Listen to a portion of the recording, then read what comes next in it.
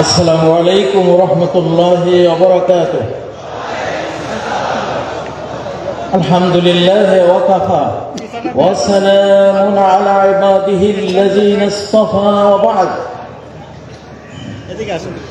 আজকের ছাত্র শিবিরের কেন্দ্রীয় সদস্য সম্মেলনের আমার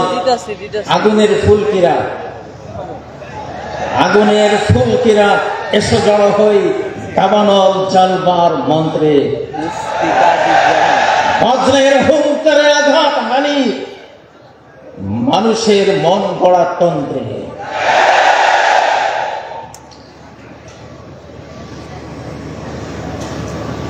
আমরা দুর্বল, আমরা ভেঙ্গে করি সব চুরমার। আমরা স্রষ্টার নিয়মে সুশৃঙ্খল, আমরা মানি না কারো কোনো বন্ধন নিয়ম কানুন শৃঙ্খল।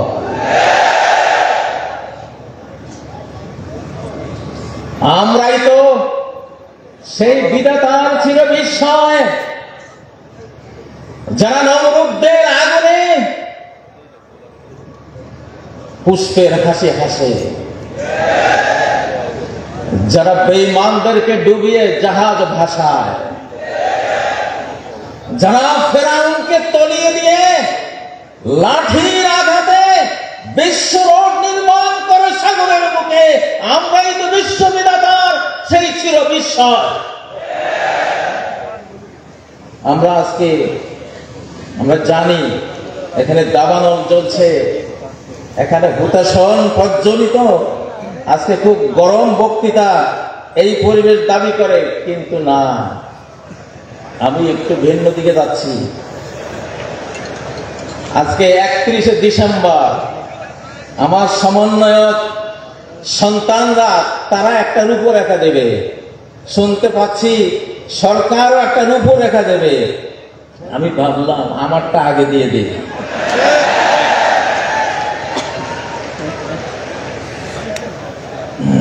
বিপ্লবোত্তর নতুন বাংলাদেশের নতুন সংবিধান, আল্লাহর নামে যিনি পরম করুণাময় অতি দয়ালু, আমরা স্বাধীন বাংলাদেশের জনগণ ইসলামকে আমাদের শাসন ব্যবস্থার ভিত্তি হিসেবে গ্রহণ করে এবং ন্যায় বিচার ও স্বাধীনতা এবং ঐক্যের নীতিগুলোর প্রতি প্রতিশ্রুতিবদ্ধ হয়ে সংবিধান প্রণয়ন করছি।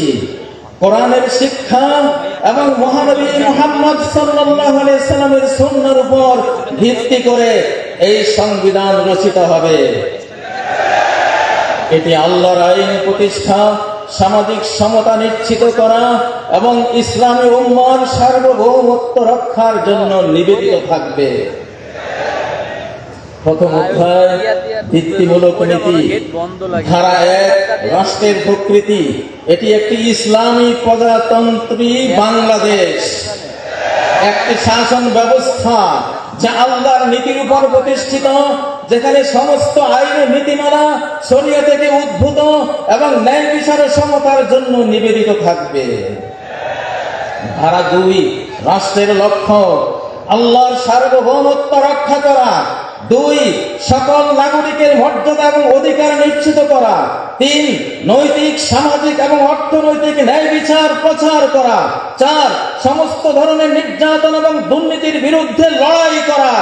5 বৈশ্বিক ইসলামী সম্প্রদায় অর্থাৎ উম্মার মধ্যে ঐক্য প্রতিষ্ঠা করা। ধারা 3 নির্দেশনামূলক নীতি, রাষ্ট্র পরিচালিত হবে আল্লাহ ও তার রাসূলের প্রতি সম্পূর্ণ আনুগত্যের ভিত্তিতে।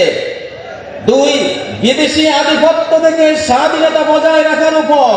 3 নৈতিক শাসন, জবাবদিহিতা এবং স্বচ্ছতার উপর। 4 শিক্ষা এবং বৈজ্ঞানিক উন্নয়নকে উৎসাহিত করার উপর। আমরা রাজি? কারা কারা রাজি একটু হাত তুলুন। আপনারা কি এই সংবিধানকে ভোট দিচ্ছেন? ডাক্তার ইউনূস সাহেব, জনাব ওয়াকারুজ্জামান সাহেব, দেখে নিন আমাদের জনতা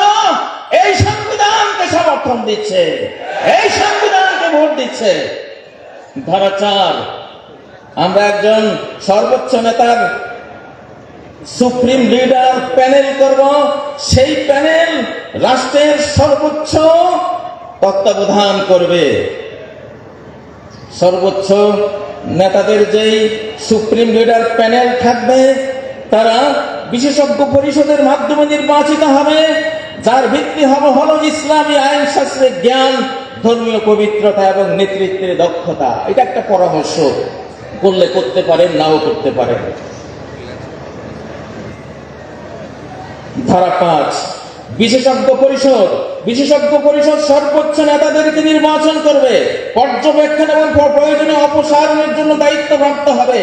2, পরিষদের সদস্যরা জনগণের দ্বারা নির্বাচিত হবে, তবে তাদের অবশ্যই কঠোর ধর্মীয় এবং নৈতিক মানদণ্ড পূরণ করতে হবে।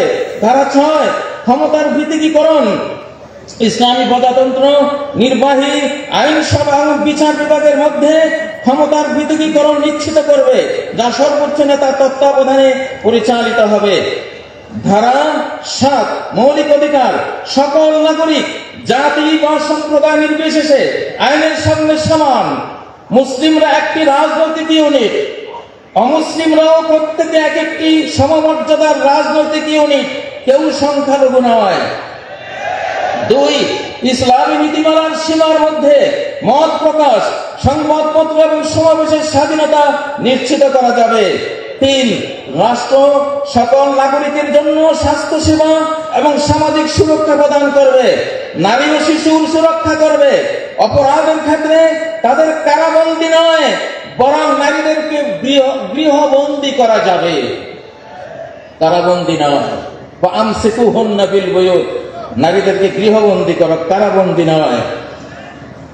পারিবারিক সমস্যার ক্ষেত্রে স্বামী স্ত্রী উভয়ের বংশের বিচারক নিয়োগ করা হবে, কোরআনিক বিধান।